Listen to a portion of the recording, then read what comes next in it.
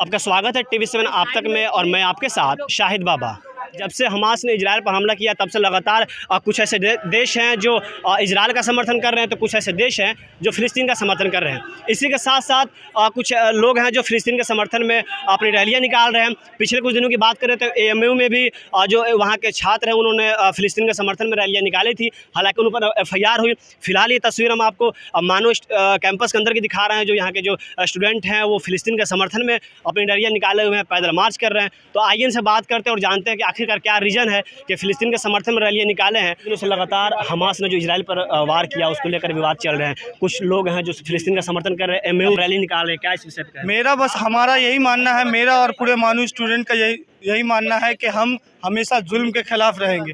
अटल बिहारी वाजपेयी जी और जवाहरलाल नेहरू जी भी फ़िलिस्तीन के सपोर्ट में थे और हम भी हैं। और भले इस सरकार की कुछ अलग पॉलिसियाँ हैं जिसकी वजह से वो खुल के सपोर्ट नहीं कर रही है, लेकिन हम एज अ नागरिक, एज अ इंडियन सिटीजन हम हमेशा फ़िलिस्तीन के साथ थे, इंशाअल्लाह आगे भी फ़िलिस्तीन के साथ। तो कुछ लोगों का कहना है कि आप फ़िलिस्तीन के साथ हैं तो इजराइल का भी समर्थन आप क्यों नहीं कर रहे हो? उनकी हम वार के खिलाफ है।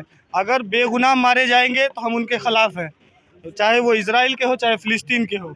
लेकिन यहाँ पर एक नज़रिए को सिर्फ दिखाया जा रहा है कि यहाँ सिर्फ इजराइल के लोग मारे जा रहे हैं। फ़िलिस्तीन जो धीरे धीरे एक तरह से अगर कहिएगा तो लुप्त होती जा रही है कंट्रीज वर्ल्ड मैप से, तो हम उसके खिलाफ हैं।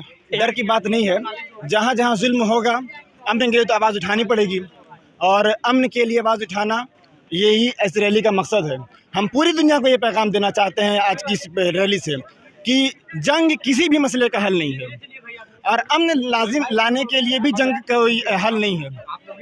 जंग किसी भी मसले का हल नहीं है, हम इसको कंडेम करते हैं। जंग कहीं भी हो, जुल्म कहीं भी हो, बर्बरियत कहीं भी हो, किसी का घर लूटकर और किसी बस्ती को जलाकर आप किसी भी मसले को हल नहीं कर सकते हैं। हमास ने अटैक क्यों किया आप ये समझिए। अगर आप ये समझ जाएंगे तो आप खुद समझेंगे कि क्या हमास का अटैक दुरुस्त है या गलत है। आप किसी भी जंग के पक्ष में नहीं है? किसी भी तरह की जंग नहीं होनी चाहिए।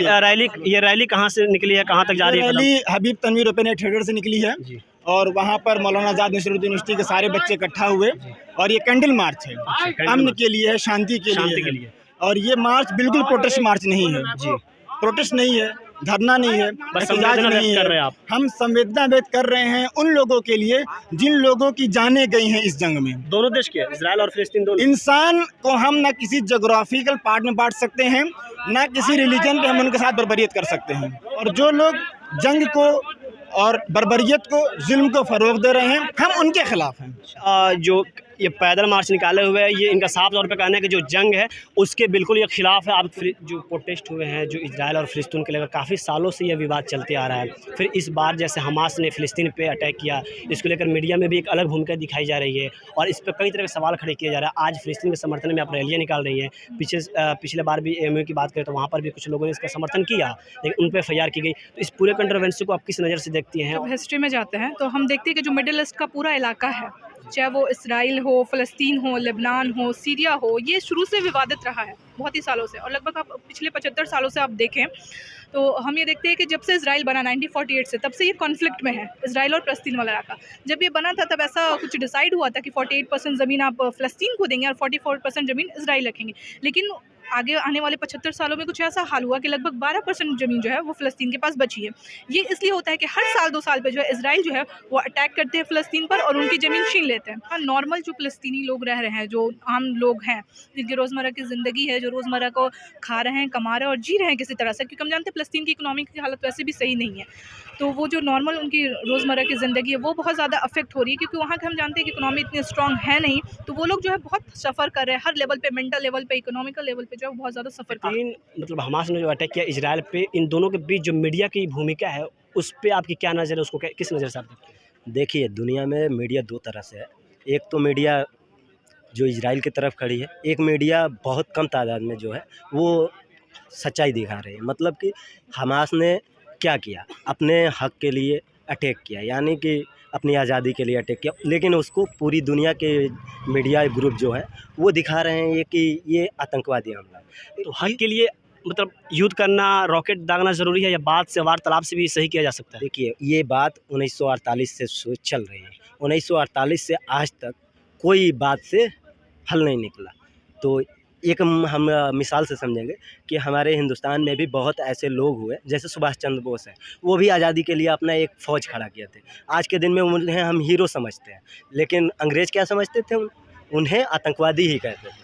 तो मीडिया का काम है कहना, जब भी आज़ादी की बात की गई है तो बात से बात नहीं बनती है, तो उसके लिए हथियार उठाना पड़ता है। हमास आज 1948 से बात के टेबल पे बैठे थे बात करने के लिए, लेकिन बात से कुछ नहीं निकला, हमेशा नुकसान ही हुआ। तो लास्ट में यही होकर इजराइल का, हाँ वही तो पूरी दुनिया, अमेरिका, रूस, पूरा यूरोप कर रहा है। समर्थन कर रहे हैं फिर हम मजलूम के साथ, हमेशा मजलूम के साथ खड़े हुए हैं। यहाँ भी फ़िलिस्तीन मजलूम है, हम फ़िलिस्तीन के साथ। ये युद्ध हिंदुस्तान का जो आइन है हमें राइट टू एक्सप्रेशन देता है, उस हिसाब से हमें ये हक है कि हम अपना ये बात अब सबके सामने रखें, जो जायज़ मांग है वो भी रखें। जैसे आज अभी मोदी जी अपना तुरंत स्टेटमेंट दे दिए कि हम इजराइल के साथ हैं, तो हम भी मोदी जी जैसे इस देश के नागरिक हैं, हम भी हैं, हमारा भी हक है, हम भी जो चाहें कर सकते हैं। तो हम फ़िलिस्तीन के साथ खड़े हैं। कैंपस के अंदर देखा जा रहा है कि फ़िलिस्तीन के समर्थन में जो छात्र हैं, जो स्टूडेंट हैं, वो रैलियाँ निकाले हुए हैं। क्या इसकी वजह है और आखिरकार फ़िलिस्तीन का समर्थन क्यों? देखिए, ये सिर्फ फ़िलिस्तीन के समर्थन में नहीं, पूरे आलम में इसमें दुनिया में जहाँ कहीं भी बेगुनाहों का खून बहाया जा रहा है, ये उस चीज़ के समर्थन के लिए है। एक शांतिपूर्वक जो है प्रोटेस्ट है, यूँ कह लें कि कैंडल मार्च है। जो लोग इजराइल का समर्थन कर रहे हैं उस पे एफआईआर ना हो और फ़िलिस्तीन पर समर्थन करने वालों पे एफआईआर हो रही है, तो इस पे आपकी क्या राय है? आप क्या इस नज़र कैसे देखिए, बिल्कुल दोनों तरफ से हमले हो रहे हैं, तो अगर कोई एक गुट का समर्थन कर रहा है, उस पर एफआईआर हो रही है, तो दूसरे गुट पे एफआईआर क्यों नहीं हो रही है? 1948 में बना इजराइल, और आप खुद देख रहे होंगे नक्शा कि कहाँ पर फ़िलिस्तीन था और अब कहाँ फ़िलिस्तीन बचा है नक्शे में। कहीं फ़िलिस्तीन रहा ही नहीं, पूरे नक्शे से हटा दिया उसको, इल्लीगल कब्जा कर लिया है। तो कहने का मतलब ये है कि जो भी इंटरनेशनल ऑर्गेनाइजेशंस हैं वो आए, समर्थन में आए, और जो जायज़ बात है, बिल्कुल जो जायज़ बात है, जो जिसका हक है उसे मिलना चाहिए, ठीक है। और दोनों तरफ से लोगों, मैं कंडेम करता हूँ कि भाई लोगों का खून हो रहा है, जो चीज़ें हो रही हैं ये गलत है, ये नहीं होना चाहिए।